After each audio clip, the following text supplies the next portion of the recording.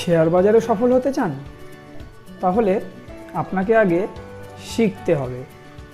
আমি শোভনদেব ঘোষ, 2001 সাল থেকে একজন ইনভেস্টর এবং ট্রেডার, পাশাপাশি ফান্ডামেন্টাল এবং টেকনিক্যাল পড়াই বাংলা ভাষায়। বিস্তারিত জানতে সম্পূর্ণ ভিডিওটি দেখুন। শেয়ার উইথ শোভন লার্নিং প্ল্যাটফর্মে আপনাকে স্বাগত। চলুন প্রথমেই আপনাকে আমাদের ওয়েবসাইটের সাথে পরিচয় করাই। www.sharewithshobhan.in ওয়েবসাইটে আমাদের লার্নিং প্ল্যাটফর্মের যাবতীয় তথ্য দেওয়া রয়েছে, যা আপনাকে শেয়ার বাজার শিক্ষায় দিশা দেখাবে। আর আমাদের সাথে যোগাযোগ করবার পূর্বে অবশ্যই আমাদের পাস্ট পারফরমেন্স যাচাই করে নেওয়ার অনুরোধ রাখব, কারণ স্টক মার্কেট একটি প্রফেশনাল কোর্স। এখানে পারফরমেন্সই শেষ কথা। আমরা প্রতিদিনের পারফরমেন্স শেয়ার করে থাকি। চলুন এক ঝলকে আজকের পারফরমেন্স দেখে নেওয়া যাক।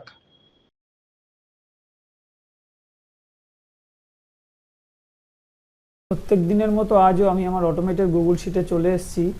এই গুগল শিট অনেক দীর্ঘ হয়, এখানে দেখতেই পাচ্ছেন এখানে অনেক পেজ রয়েছে, তাই আমি একটা সামারি পেজ তৈরি করেছি, যেখানে সংক্ষেপে আপনাদেরকে একটা ধারণা দেব। এই ডান দিকে যে স্টকগুলোর নাম দেখতে পাচ্ছেন, এগুলো ইন্টারডে সেলিংয়ের উদ্দেশ্যে।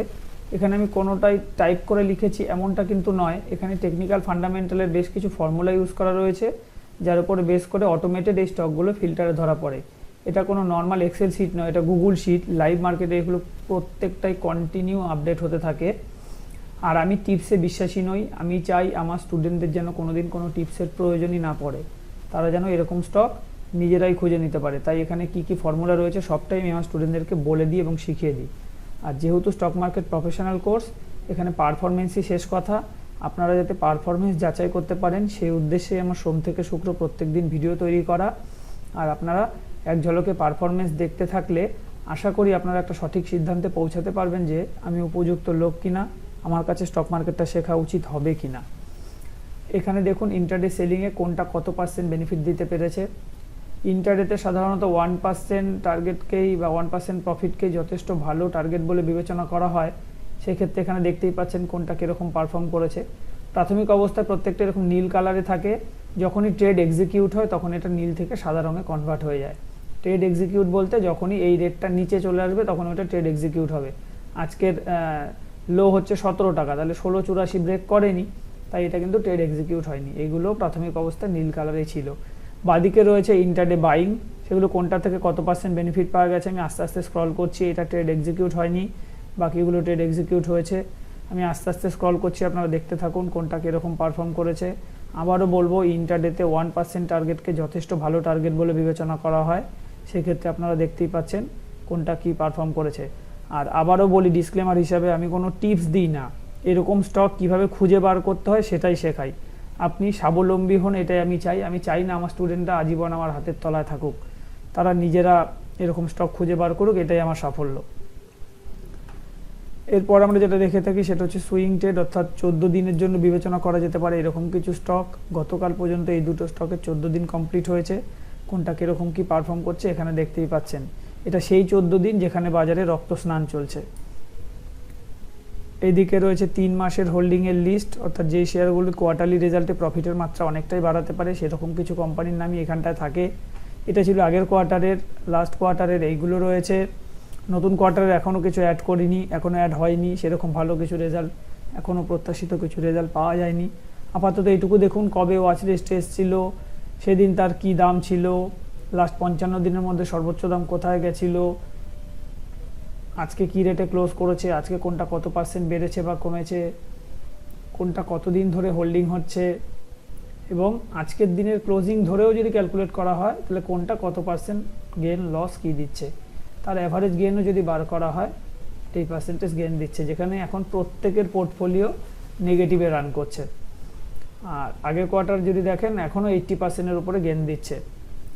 আপনারা এখানে যেহেতু নাম ওপেন রয়েছে, এই তারিখ ধরে এই নাম থেকে দেখতে থাকুন, তারপর থেকে কোনটা কীরকম কী পারফর্ম করতে পেরেছে, তাহলে বুঝতে পারবেন যে কতটা উপর থেকে স্টকগুলো ঘুরে এসছে।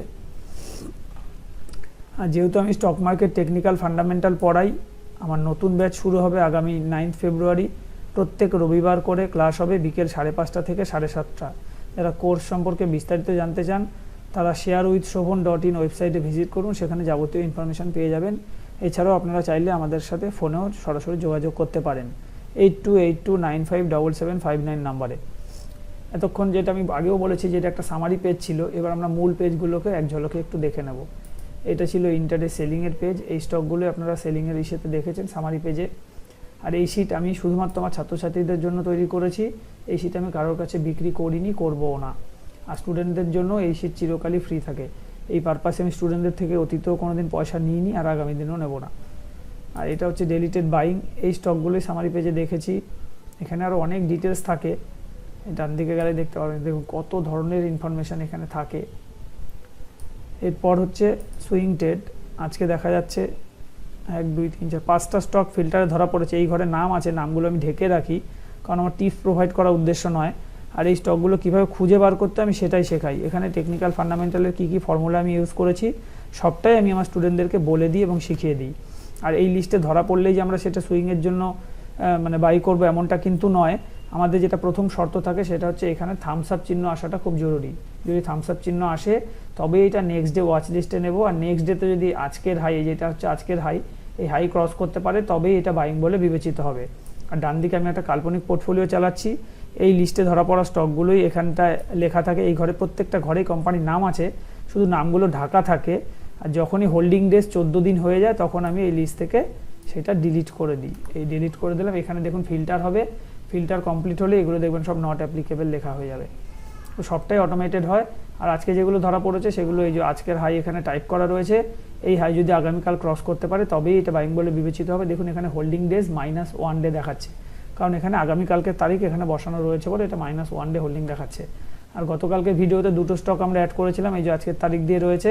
গতকালকের হাই ছিল এইটা, আজকে হাই করেছে এই পর্যন্ত, অর্থাৎ এটা বাইং হয়নি, আগের দিনের হাই ক্রস করতে পারেনি, তাই ডিলিট করে দিলাম।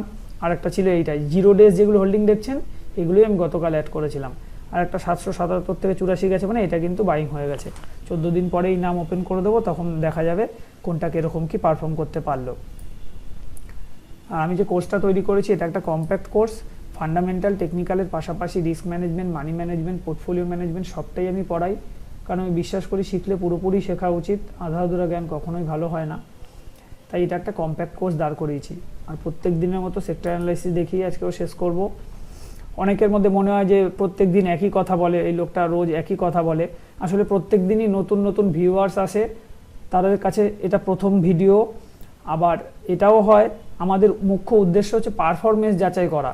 এখানে আমার কথাটার বড় গুরুত্ব বিষয় নয়, কারণ এখানে মুখের কথার কোনো দাম নেই, পারফরমেন্সই শেষ কথা। তাই আপনাদেরকে বলবো, আমি কি বলছি সেটা গুরুত্ব না দিয়ে যদি পারফরমেন্সটায় গুরুত্ব দেন তাহলে হয়তো আপনারা ভালো কিছু একটা সিদ্ধান্তের দিকে এগোতে পারবেন। এখানে আমরা যেটা দেখতে পারি, যেহেতু লাইভ মার্কেট এগুলো কন্টিনিউ আপডেট হয়, বিশেষ করে এই কলামটা দেখতে থাকলে, সকাল থেকে দেখতে থাকলে আমরা একটা আঁচ পাই যে আজকে কোন সেক্টরটা কীরকম চলতে যাচ্ছে। ফলে আমাদের একটা ডিসিশন নিতে, স্পেশালি ডিলিটেড করার ক্ষেত্রে সিদ্ধান্ত নিতে অনেক সুবিধা হয়। প্লাস এই অংশটা দেখলে বুঝতে পারি কোন সেক্টরটা কতটা উইক আর কোনটার মধ্যে কতটা স্ট্রেংথ আছে। মানে এটা হচ্ছে লাস্ট 55 দিনের হাই থেকে এই সেক্টরটা কত % ডাউনে আজকে রয়েছে, সেটা এটা দেখলেই কিন্তু আমরা বুঝতে পারি যে কোনগুলোর অবস্থা কি খারাপ না ভালো। আজকে নিফটি, ব্যাঙ্ক নিফটি নিয়ে ওই দীর্ঘ ভিডিও করার প্রয়োজন পড়ে না, জাস্ট এক ঝলকে এই অংশটা দেখলেই আমরা বলে দিতে পারি যে টেকনিক্যাল কোন সেক্টরটাকে পজিটিভ আর কোন সেক্টরটাকে নেগেটিভ বলছে। এর জন্য অনেক দীর্ঘ ভিডিওর প্রয়োজনই পড়ে না, জাস্ট এক ঝলকে আপনারা একটু চোখ বুলিয়ে নিন আর বুঝে নিন কোন সেক্টরটা এখন কি ইঙ্গিত দিচ্ছে অ্যাজ পার টেকনিক্যাল রুলস। এইদিকে থাকে আজকের হাই লো, প্রত্যেকটা সেক্টরে তার পিভট, সাপোর্ট, রেজিস্ট্যান্স, যাবতীয় ইনফরমেশন কিন্তু আমরা এখান থেকে পাই। যে আমি আস্তে আস্তে স্ক্রল করছি, নিচের দিকে যাচ্ছি, দেখতে থাকুন। প্রত্যেকটা সেক্টরের কিন্তু এখানে পিভট, সাপোর্ট, রেজিস্ট্যান্স রয়েছে। যারা সম্পূর্ণ ভিডিও দেখলেন তাদেরকে ধন্যবাদ জানিয়ে আমি আজকের ভিডিও এখানেই শেষ করছি।